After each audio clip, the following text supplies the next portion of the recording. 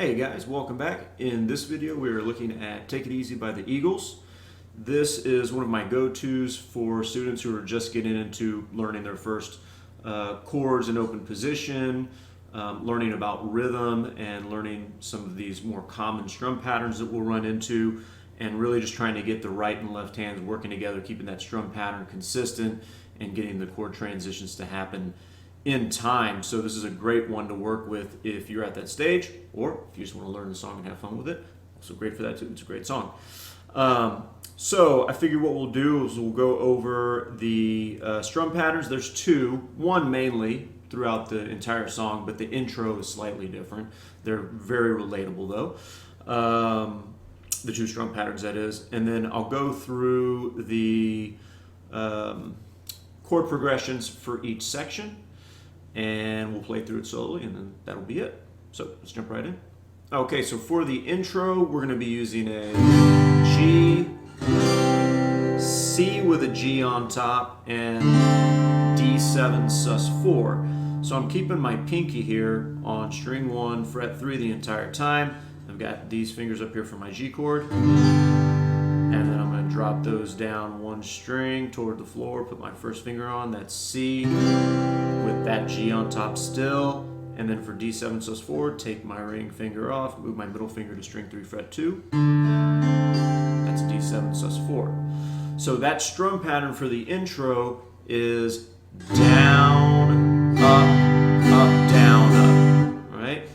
Down, up, down, down, up, down. And what you're going to see with the verse-chorus strum pattern, it's really just one strum that we're omitting here in the intro. So it's basically the same thing, but you can hear the distinction when you listen to the audio.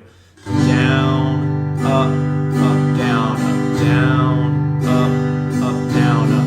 So another thing that you get out of this here is if you're not used to using this fingering for G, this is a great opportunity where it's kind of forcing you to do that, because it's going to be a lot easier to transition between these chords instead of trying to do something like that where you're flipping that hand around. This fingering is going to feel a little less intuitive for most folks if you haven't done it before, because of that separation between the ring finger and the pinky, and just kind of using the pinky in general. However, you get a lot of mileage, a lot of use out of that fingering. So I highly recommend getting comfortable with it as soon as you can. So that strum pattern with the intro: G twice, C, and D7 sus4, G,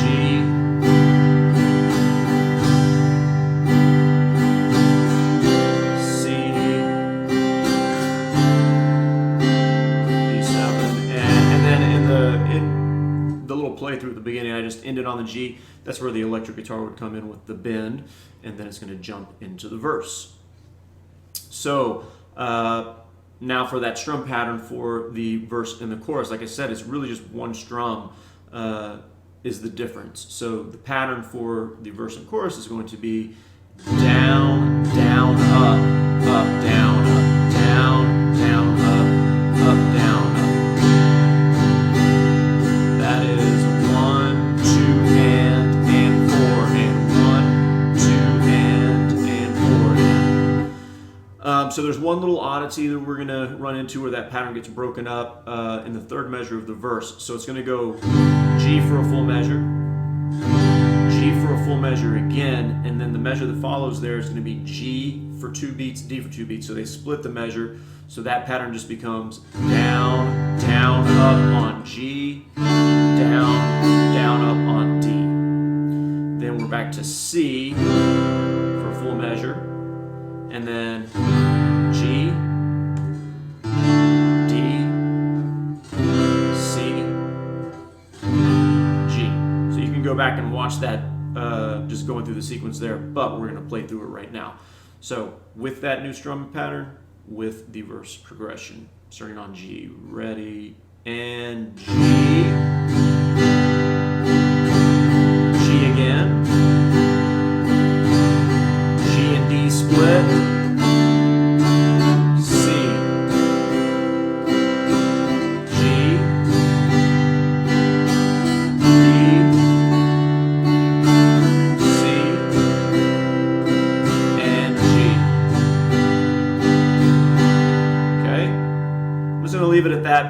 just playing through it once, doing it slow, because we've got the faster version in the beginning that you can go play along with as well.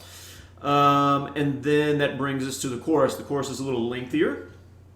You got about, I think, 16 bars here. So it's going to start out on E minor, D, C, G, and then A minor, C, E minor twice, and then C, G, C, G, A minor, C, G. Technically 2 times, but I can't remember if it happens every time they get to the end of the chorus that they hold the G. They might hold it on that last bar and not actually strum through with the pattern there. All right, so through the whole chorus now with that pattern. Ready, and E minor, and D, C, G,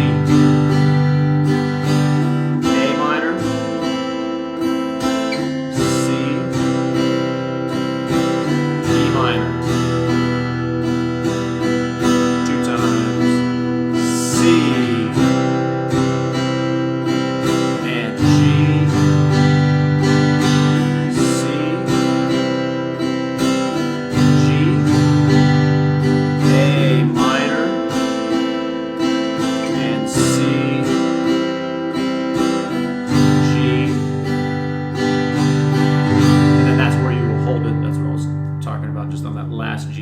probably just strum and let it ring out. Okay, and then that just leaves us with the outro. It's going to start on C, so C, C again, G, G again. We're going to repeat that. C 2 times, G 2 times, and then C 2 times, G, A minor, and then repeat all that. C 2 times,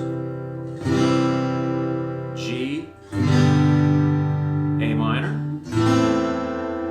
and then C 2 times, and end on an E minor chord. So all the way through that with our strum pattern. Ready, and C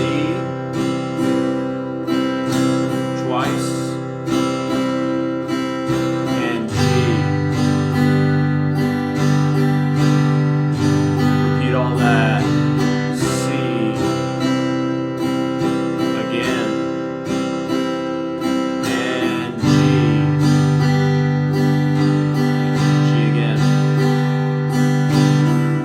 C twice.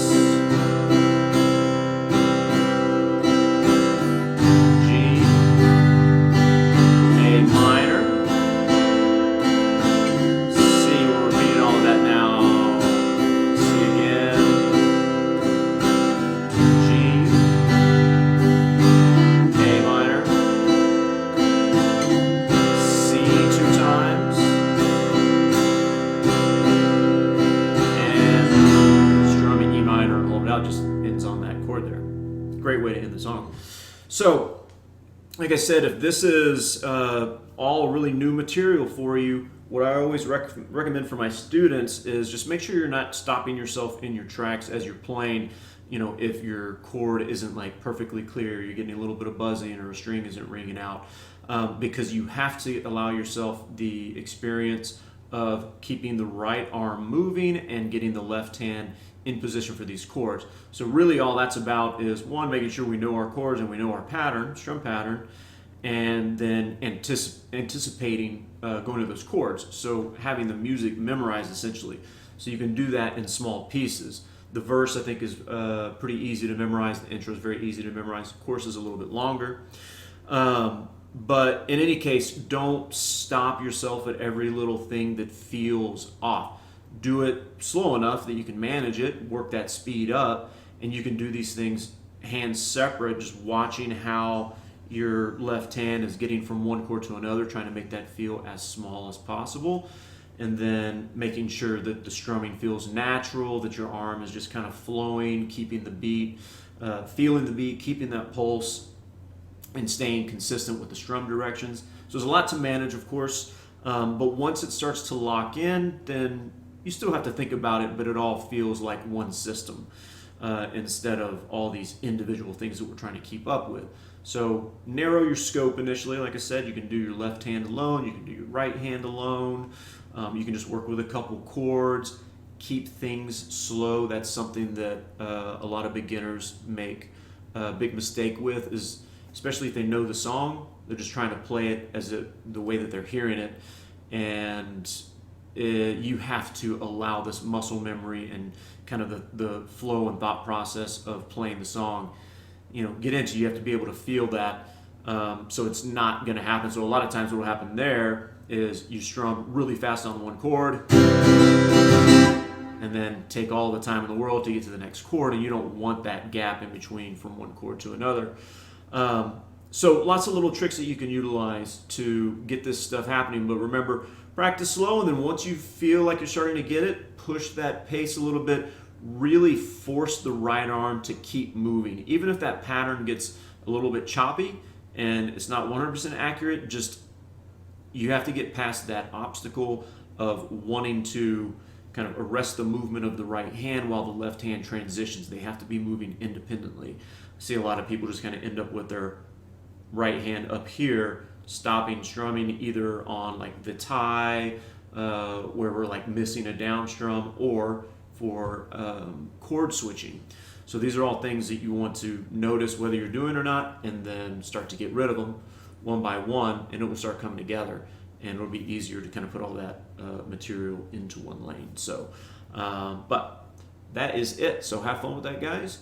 Let me know if you have any questions. See you in the next video. Thanks.